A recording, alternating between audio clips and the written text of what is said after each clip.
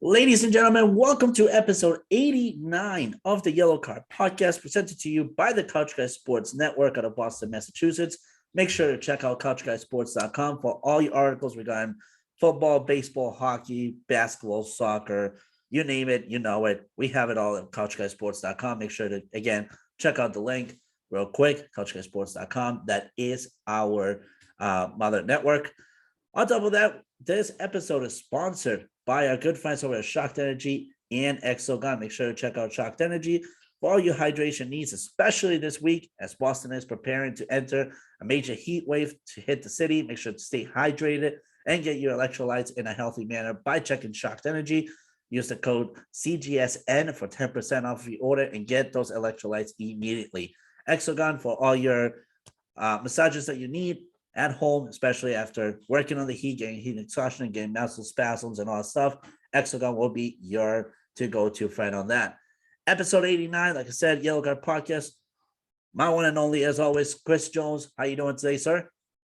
Doing good, brother. Doing good. We're here. We're looking good. No complaints. Yep, same here, brother. Same here. We got a lot to talk about. Because number one, first and foremost, we got some updates on the transfer window as the transfer window continues this summer. It is intense in all leagues. This is a perfect storm of a year for soccer altogether as we prepare to enter the World Cup, which will be coming up in a few months. We got Premier League warming up like crazy, La Liga warming up like crazy, Serie A, Liga 1, and Bundesliga. So we got a perfect storm here. Just some quick updates as we mentioned, just to rattle them off. Matthijs de Ligt signs a contract from agreeing with Bayern Munich, being transferred out of Juventus. Great signing by the German Giants. We also got Paulo Dybala transferring from Inter, transferring from Juventus. Over to Roma.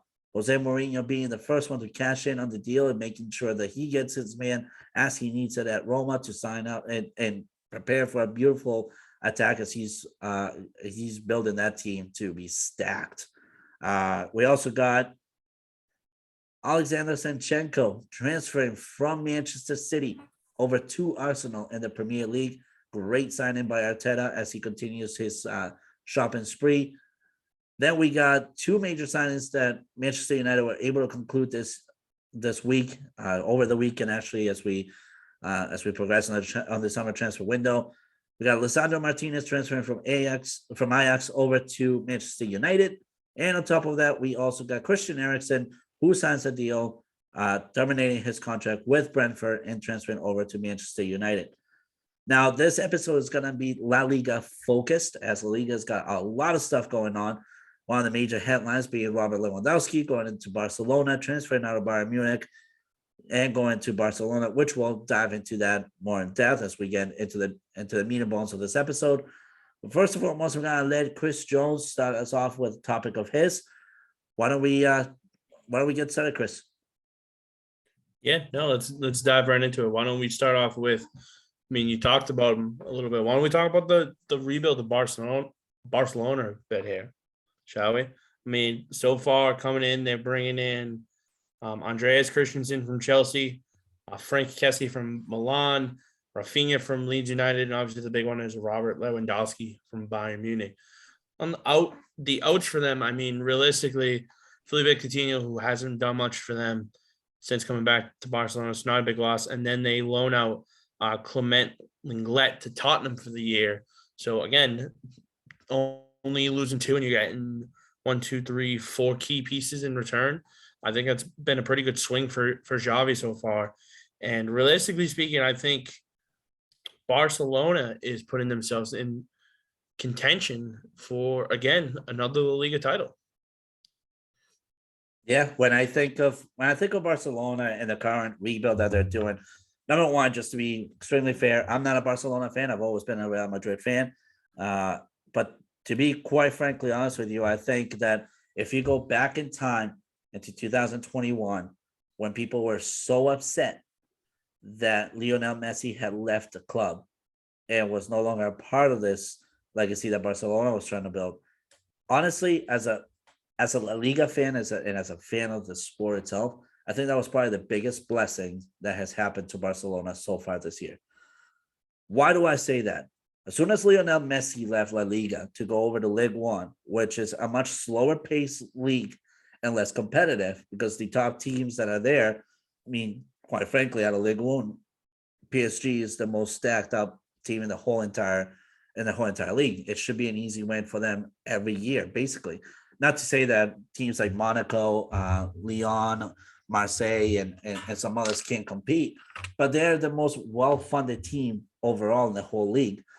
Yet, you would have expected Lionel Messi to put up a performance that really brings him up to that greatest of all time conversation, to continue that conversation.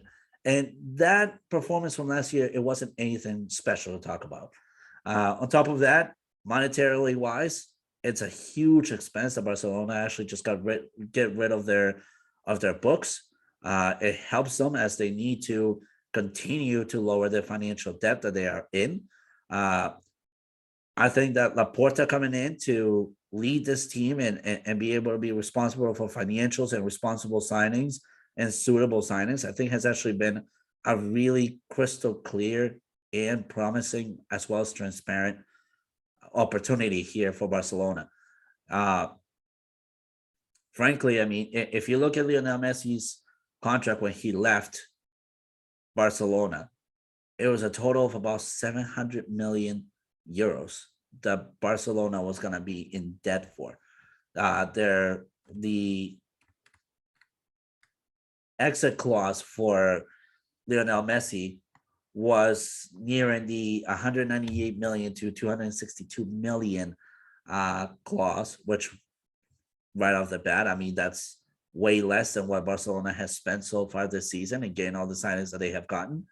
On top of that, Messi had signed a $700 million contract back in 2017, and then in 2021. So in order to extend that contract, Messi was going to need to be paid some serious money that Barcelona just never had.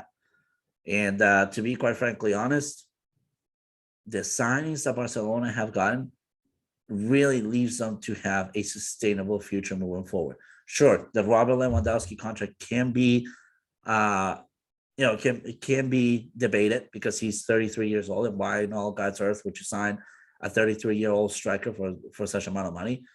But to be frankly honest, if you look at the contract of Robert Lewandowski, the guy basically agreed to a 25% salary deduction just to join Barcelona because he needs that fire to be rekindled in him because he lost it while being at Bayern Munich. He loved Bayern Munich, but he just lost the fire that he has with him because he wants to compete at a different level. And I can't blame the guy. Rafinha is a great contract. As you mentioned, Andreas Christensen transferred from Chelsea over to Barcelona. That's a hell of a contract as well. Overall, it's just a phenomenal thing that Barcelona is doing. And frankly, it leaves a good opportunity for Xavi to be able to show what he's got and bring Barcelona's identity back to its forefront because they lost it within the past few managers that they've had. Well, I think another thing is if you look at what Barcelona is retaining from last year as well, this team is very deep now. Goaltending wise, Ter Stegen and Neto, a good little duo right there.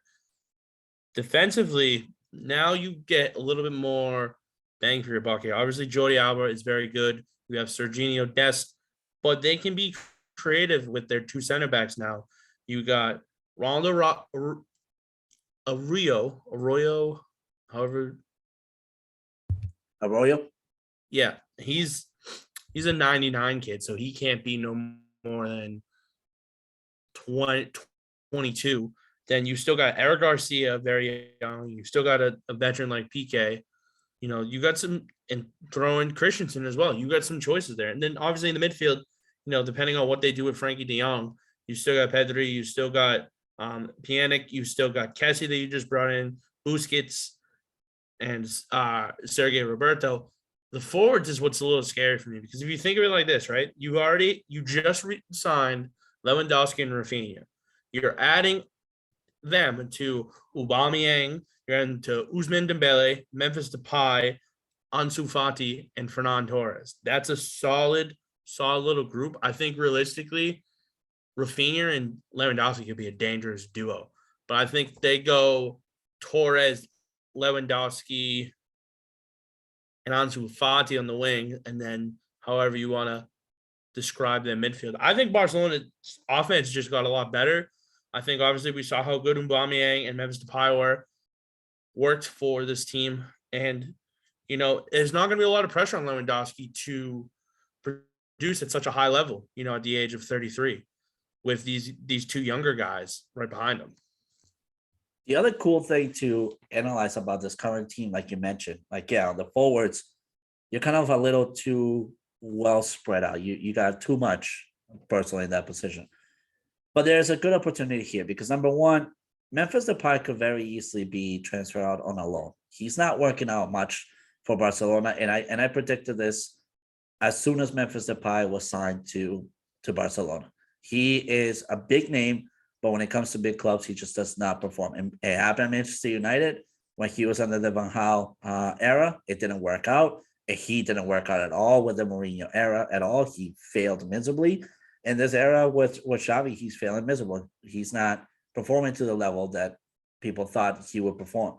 Dembele was just extended. Ansu Fati is very versatile. You could use him as a forward. You could also use him as a center assistant midfield. You can use him as a creative midfield force. You can use him as a winger.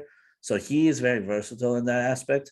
Ferran Torres is also a winger. He can also be versatile in that. So if you were to transfer out somebody like Frankie de Jong and force him out because you need to clear financials in your club, you got plenty of options right there in the forward spot. And you could even do a 4-4-2 formation where your two forwards are Aubameyang and Robert Lewandowski. That front right there is scary to deal with for any team competing in the Champions League. And I think this year for La Liga, Real Madrid finally has some serious competition that they can't sit on their laurels at. I agree. I don't think this is a cakewalk by any means necessary, especially because I think now it just makes the battles between the two during the season even more. Like having Karim Benzema going up against Robert Lewandowski is a fantastic storyline that we want to see. Well, I mean, for a while now, you and I had talked about how El Clasico went from being this massive match that people focus so much, people actually circled in their calendar. And for the past 3 seasons, it became more of a joke. It became more of like, all right, whatever. Messi versus Benzema, because that's all we got. Because Cristiano Ronaldo had left the La Liga at that point. Now it's back to that standard. Because now you got Benzema, who's made a name for himself without any help there whatsoever. And now you got Robert Lewandowski, who's carried a German team on his back, being the leading scorer of that whole entire team, transferring to a complete different environment and trying to maintain that legacy. So now it really brings that fire into Barcelona versus Real Madrid being a major match throughout the year. I'm really curious to see how Barcelona works. I'm waiting to see what Xavi has in store for this team. I'm waiting to see the first match day and see how they carry themselves. I mean, for me, it's simple. That lineup is going to be scary I think Barcelona's formation will really be a 4-4-2 formation because they got so much contention, but they also got so much creativity happening in all aspects of their lineup that they can really create a very strong and strategic 4-4-2. You got Ter Stegen in the back, you got Dest, Piqué, Christensen, and Garcia as your 4 defenders. You got Ricky Puig, you got Busquets, then you have Pedri and Ansu Fati as your midfield, and then you got Aubameyang and Lewandowski up front. That is absolutely scary to think of. We've talked enough about Barcelona. Why don't we move into the other powerhouse? Let's talk about Real Madrid. Let's move on over to Real Madrid. What do you want to start with? For Madrid, I mean, The only thing really that they brought in was they brought in Antonio Rudiger from Chelsea, Yep. and then that talented midfielder, Tuchemene from Monaco. Yeah. And realistically, they just got money off the books. They got rid of Luka Jovic, who went to Fiorentina, and then Gareth Bale went to LAFC. Really, not much changed in that aspect. I think I almost just said it again. I think this year, I see Vinicius Jr. taking yet another step forward. We saw how good he was last year in all the major competitions. In La Liga, personally, this year, I think there's potential that he could be the most valuable player in La Liga for any team. I think their midfield is solid. I like the fact they still have Valverde. They still got Kamavinga, who's 19, going to be 20. They still have the old guys in Toni Kroos and Luka Modric still holding on the fort as well. Casemiro starting to get up there in age. So he's the veteran that they really need. I think if they want to contend, they're going to need Thibaut Courtois to keep playing at the level that he's at. If he takes any sort of step back, it's going to end badly for Real Madrid this year because I don't trust their backup goaltender, Lunin. 23-year-old. I believe he's Ukrainian, if I'm not mistaken. Their defense, Matalo, Alaba, Rudiger, Nacho, Denny Carvajal. They got some talented guys back there. I'm curious to see what their lineup looks like if Ancelotti keeps it the way it is, going with Vinicius Jr., Benzema, and Rodrigo up front to start off, and then have guys like Arsenio come in later. Maybe Lucas Vazquez, depending on if he's playing left back or not. They got options. However, I don't know. There's something about this team this year. It just makes me think that they're not going to repeat as La Liga champions. I don't know what it is. It's just a vibe I'm getting from it. I would agree for now. I think for now, I would agree with you that they do not look competitive enough, especially because we've seen the pace that Barcelona has been moving in an effort to make themselves competitive again. However, when you look at their books and when you look at the amount of money that they have spent, frankly, at this point, I think they need to either cash in while they still have time on the summer transfer window or go all in the winter transfer. Because if you're looking at forwards like Asensio and Mariano, you kind of are looking to potentially offload them as well as Dani Ceballos. Right now, if you're looking to build a young core that's going to be sustainable for you in the years to come, you need to look at potential players like Jude Bellingham from Dortmund to be transferred over to Real Madrid. You need to be looking at potentially going for somebody like Kimpembe out of PSG, especially if Chelsea don't cash in on him. You should be looking at defenders out of the Premier League. Arsenal's got plenty of defenders. You could be looking at Jamie Vardy as well to potentially join them in the winter transfer window, especially if you can cash in on some opportunities there and you can get some serious value out of those three. So again, for Real Madrid, they need to show a little bit of hunger. I absolutely agree with you. They're probably one strong signing away from being that team again that could compete for La Liga. They have a good core, but they don't have a core that, to me, if injuries were to happen, would satisfy me as a Real Madrid fan. And therefore, again, I think if they can unload those three names that I mentioned, Dani Ceballos, Mariano, and Marcos Asensio, then you are good to go. Again, they also need a strong backup goalie because something happens to Courtois. Lunin is not the answer at all. They should be looking at goalies from either the MLS or they should be looking at goalies from potentially the Portuguese league as well, because that's where, if you're looking for cheap but reliable and sourceful goalies, those are the two leagues that will get you that deal to be taken care of. Well, Atletico Madrid, they won the title in 2020, 2021. They take a step back in 21 and 22. In the transfer window so far this summer, they're bringing in Axel Witsel from Dortmund. Hector Herrera is going to the Houston Dynamo. I mean, we're seeing some rumors about this team. What are we thinking? So right now there is a major rumor brewing with Atletico Madrid. And that is that while Cristiano Ronaldo has had a break away from Manchester United so far, it has not fully cleared the rumors of him either coming back this season for another season under United, or if he's decided to just depart United altogether.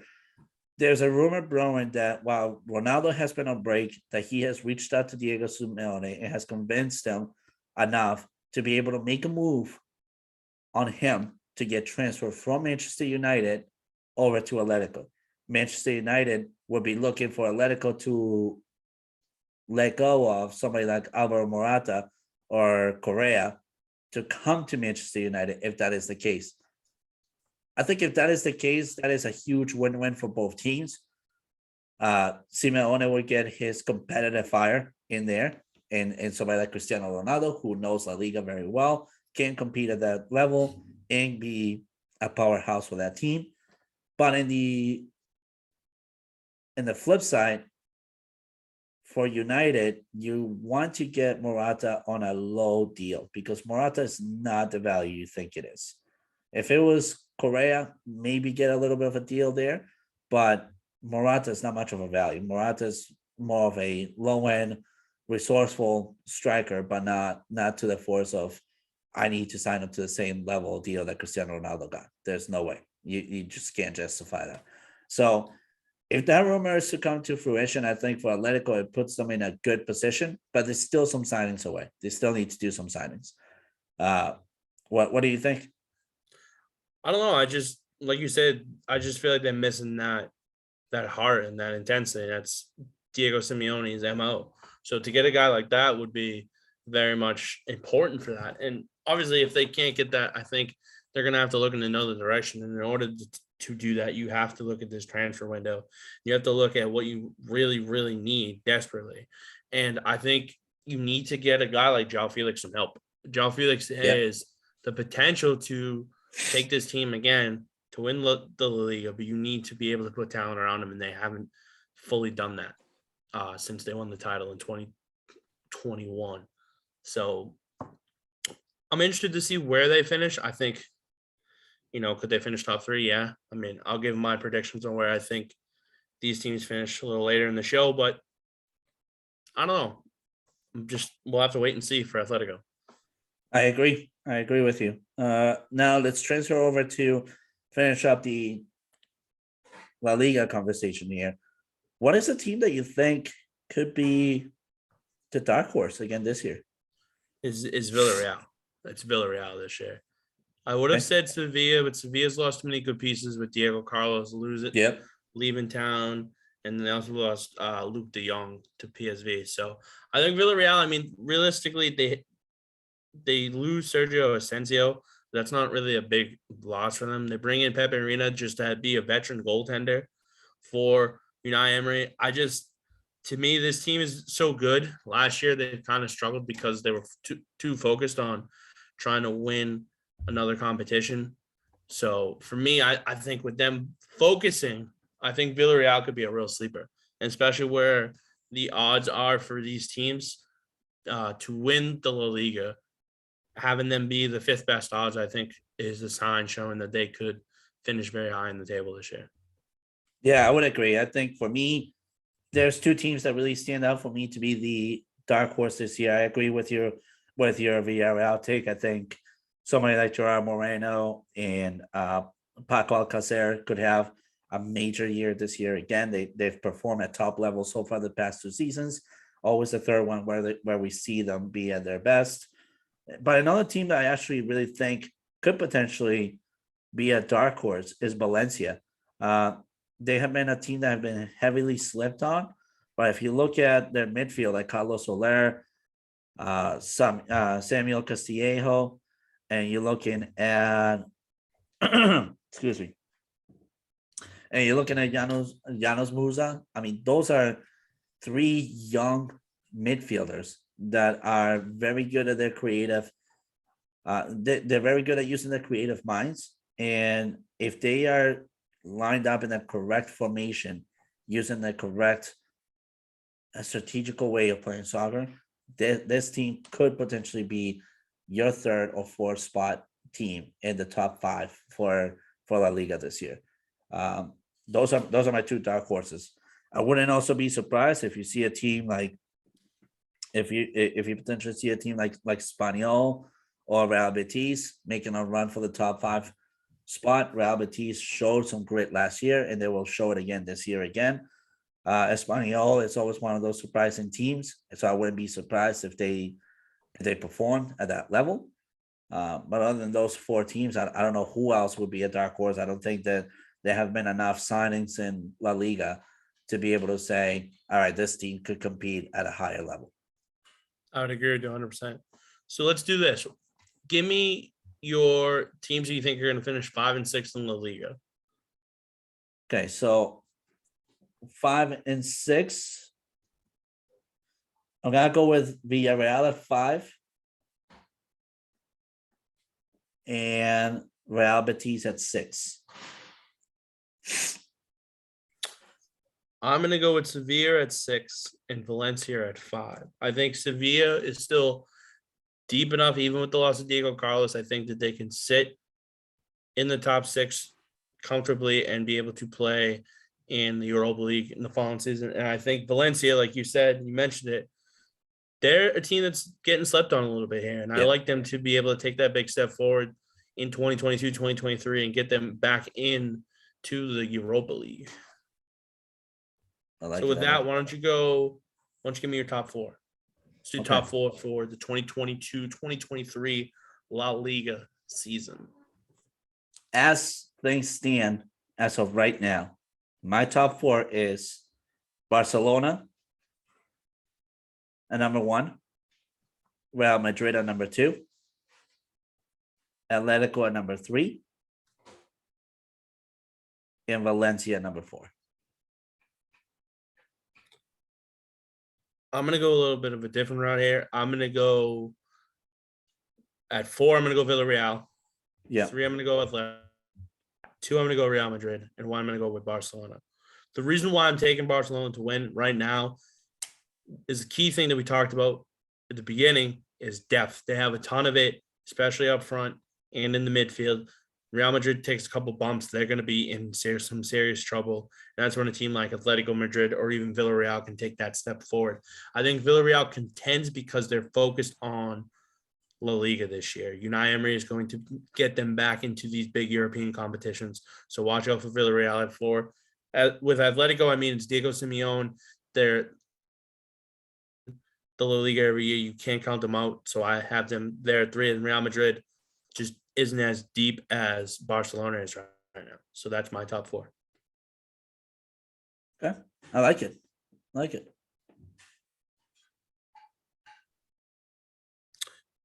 All right. So that does La Liga.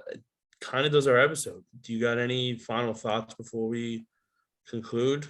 Well, I mean, we also got the women national team right now passing over to playoff qualification for the World Cup. So that's huge. It's huge. Shout out to them. Shout out to what they're doing and continuing to deliver the powerhouse that they are in the world stage, keeping the United States at such a high level within competition. Yeah, I mean, tonight, the night we're recording, they're facing Canada in the CONCACAF Women's title. Oof. So it's a big game. It's a big game for them. So we'll have to wait and see. Yes, sir. Right. In the meantime, if you're looking for more additional content and whatnot, make sure that you're following us on our TikTok channel at Yellowcardpod. That's how you can find us on TikTok. Appreciate everybody giving us some love so far. Well over, Chris, you know the stats on this. If you wanna give out the stats right now so far in our youthful career as TikTokers. So far through 17 videos, we got 7.3K views, average about 430 views per video. Obviously for us, it's a big deal because, we're not big on the TikTok. So for us to get that and then to get 239 likes over those videos as well is very good. So we got more content coming during the season. Don't you worry.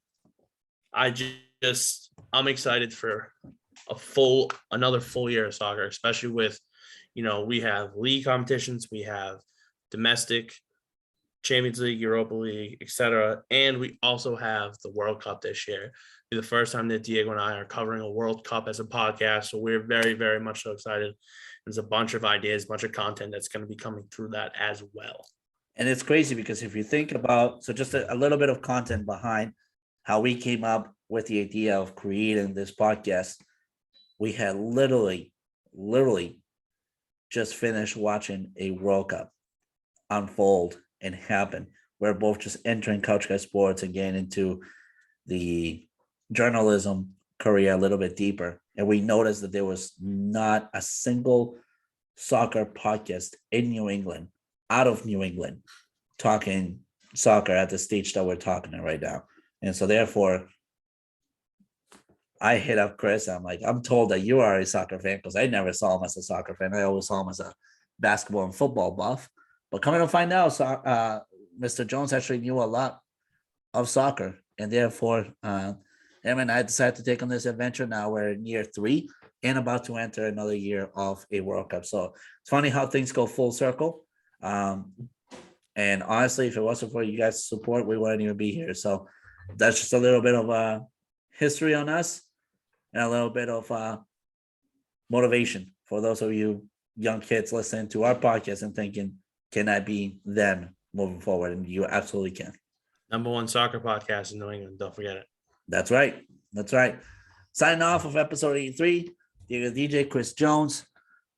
As always, make sure that you're following us on Twitter at Podcast Card. As I mentioned before, follow us on TikTok at Yellowcardpod. And as always, check out the content on CouchGuySports.com. Until next week, thank you all so very much.